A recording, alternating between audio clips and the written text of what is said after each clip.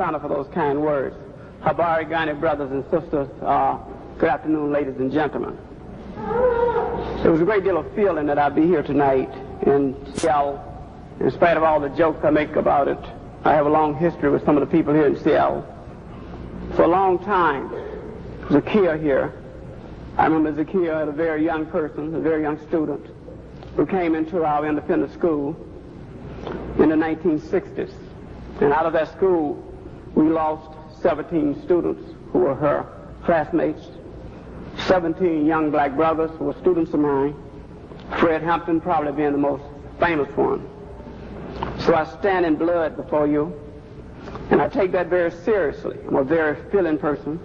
I have a very great deal of love for black people because unlike most blacks who you read about and hear about, I've never experienced all those negative things from black people. I've been extremely well loved throughout my life. I've never had all the things that happened to me that have happened to, that I read about happening to other black people. And so I've dedicated my life to just one objective, and that is to assist in the liberation of the minds of black people and therefore the liberation then of their bodies. That is my sole reason for being. And it is the only reason, of course, that I would appear before you tonight. And I would hope that we would have a chance to really understand one another. Most certainly I would say things that will alienate some of you because of your personal lifestyle. That is not my intent. I have no fight with black people. I never in my life have used words like Tom. I never in my life have used words like nigger. I'm not that type of person. I have one enemy, and that enemy is the white race. No other enemies do I have. And therefore I'm at total war with that enemy, the enemy who has for 362 years waged unrelenting war against my people. And I have no time to have internal conflicts. I do take issue with brothers because of their political position, but it's not personal. It's a political position. And so with that being a background, I'd like to say to you that the most important thing that has happened to me was left out of the introduction, inadvertently. And that was the fact that I grew up. I was born and raised in an all-black town in Alabama. For the first 17 years of my life, I had all-black teachers, all-black role models, black people who loved me, who protected me, who raised me, who fed me, who nurtured me, and also who educated me. And I would like to say, as I say all the time, that there's a difference between education and training, and therefore the difference between education and training, I'm fortunate because I was educated by black people, and I was trained at the University of Chicago. Unfortunately, black people, and that's part of the Mentacide process, black people are more impressed with the fact that I was trained at the University of Chicago than the fact that I was educated by black people in Alabama. And with that, I'm going to take a sort of different tag with Mentacide tonight because, and I'm going to lay it in some ways that all of us can sort of understand, and although we may like, this will be published in about 3 weeks. In about 3 weeks, Third World Press will publish what I'm going to talk to you about tonight, and I'm just going to introduce it. And you'll have to get the publication from Third World Press, and it will be out here. I would also like to say to Karumo and all the other brothers and sisters who I worked with over the years that I really appreciate being here and being loved so by them. I mean, there have been many times I've been places which my weapon was not as good as it was tonight. And in fact, there was a time when I had to almost run out of the place. They were always stood tall and stood behind me. Tonight I'm going to talk about Mentacide, and I'll start by telling you one of the problems in talking about a theory. One of the most difficult tasks of a black scholar, one of the most difficult tasks of a black person who thinks, is to be able to analyze the influence of racism or racist on black behavior and attitudes, be able to do that analyzation, and at the same time escape the almost irresistible Western scholarship protected barrier. Western scholarship in the Western world, that is their protection. They have a barrier, and they call it scholarship.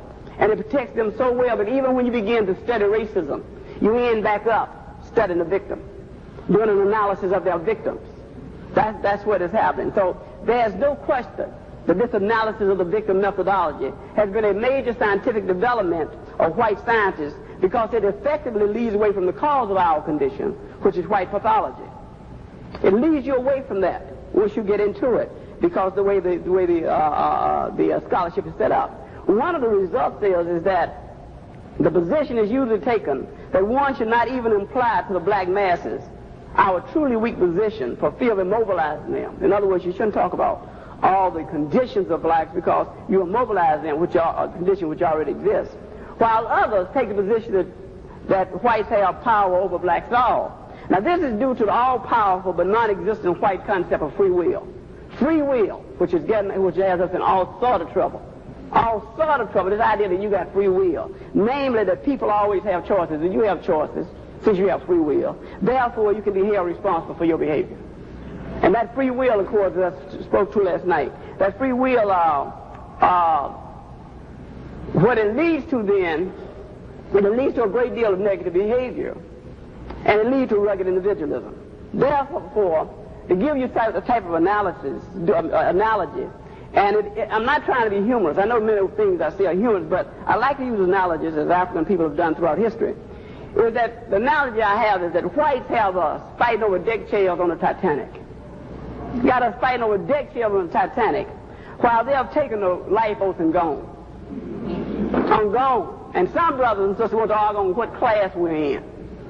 What class we're in. So we have a brother like Brother Wilson back at the University of Chicago, who's the head of the sociology department that I stayed last night, who wrote this book, The Decline and Significance of Race. Race is declining in significance, now it's class and economics.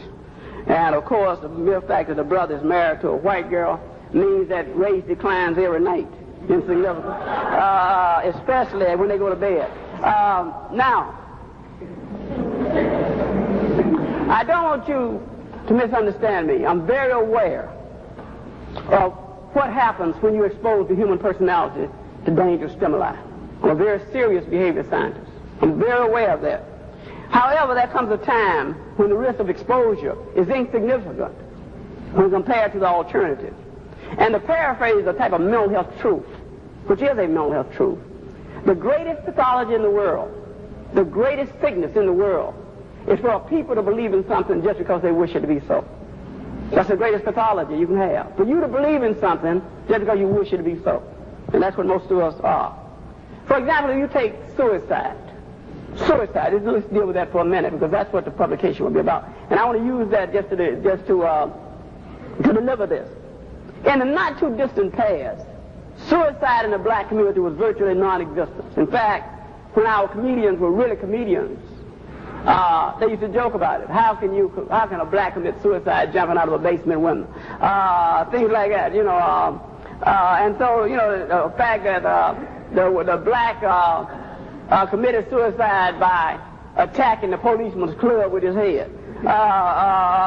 Things like that, you know.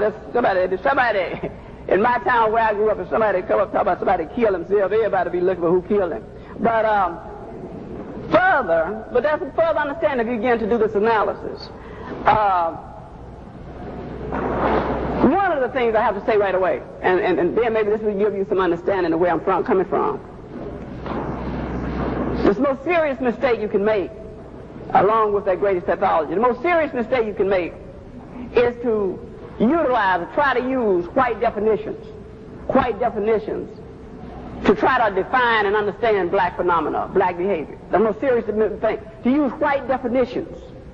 He who defines rules. If you accept my definition of the world, I will rule you. And so you see, look here, we're in this science lab. No question about it. Look here. See, since I've been in school, they don't even add more stuff to that table. The table wasn't bad enough, hard enough as it is. Now they had something else they were talking about. Now, what they tell you, oh no, Dr. Wright, this is objective. This is objective. This is science. This is science. You know what science is? A group of white men and women getting in a room and say, this is the way the world is. If you disagree with us, we'll kill you or we'll flunk you. That's simple. That's simple. So this is no more objective than anything else in the world. This table up here is some science, and white people have gotten together and said, this is science. Here's a definition of this, here's a definition of that, here's that. And let me tell you about definitions. They do not have to correspond to any reality, as long as they are useful in understanding some phenomena. That's the whole thing about science. Science does not have to deal with reality. Does not have to deal with a reality. Astronomy cannot prove anything. No one's been out there and touched the star. No one can, but they can infer. And then once you accept that definition, then you have a science called astronomy. Brothers and sisters got astrology. What sign are you? I knew that was some reason we couldn't get along. They dropped that one on us. Astrology. What sign are you? And I had some students in the free school once to do do a research. I want you all to get on the L, which is the subway. And I want you all to get on the L. And I want you all to where the blacks ride, because, you know, unlike you all, most of you have not been to Chicago and got into a cultural shock. Because we got block after block, mile after mile, and nothing but black folks. We got more black folks in 2 housing projects than you all got in the entire Northwest. I mean, so when I talk about black folks, I'm talking about black folks, you know. And we don't have that. Who are we? Why are we here, you know? So, I had them to get on the subway where all the blacks ride and pick up the newspapers and bring them back to class the exact way they picked them up on the air. The exact way they picked them up, bring them back to class. We're doing this research. Sure enough, every paper that they picked up on that subway, and I mean they picked them up, the papers were about 10, 15 cents. Every paper they picked up, it was either turned to Ann Landers or turned to the astrology page. Astrology page. So right every day, if you notice, watch this. Whenever we get papers, that's how serious people, that's how their Mentacide is programmed up. And Mentacide, as I told you, is defined, as the sister told you, is defined as the deliberate and systematic destruction of a group's mind, with the ultimate purpose being the extermination of that group. He who controls minds controls the hands. He who controls the brain controls behavior. Very simple. Nothing complex about that. So you have blacks, if you look on the paper, they'll turn straight past the front page, stop at Ann Landers, and then go to the astrology page, and then put the paper down. Put the paper down. And even men of you, I'm not serious here, carry on serious discussion about astrology. Now let's just deal with that Mentacide process. How can you deal with astrology when they admit that Julius Caesar decided to put a month in? You know, here they screwed it up so much that we got February, 28 days. And by the way, that's our month. They gave us the shortest month in the year. And I'm making a suggestion here tonight, and I hope you carry it on. Let us start having in January 1st, because I'm getting tired of traveling for 30 days every year. Let us start in January 1st, and very serious, having Black History Year and White History Month, White History Week. Seriously. Let's start Black History Month. Let's stop it all together. It's time to stop the nonsense of this. Why should we study Black history 1 month out of a year and we black folks? That's Mentacide. You don't hear Italian month, History Month. You don't hear Irish History Month, Jewish History Month. Number one, they ain't got no history. But anyway, you don't hear. Yes, they do. Let me stop here. Yes, they do have history. Yes, they do.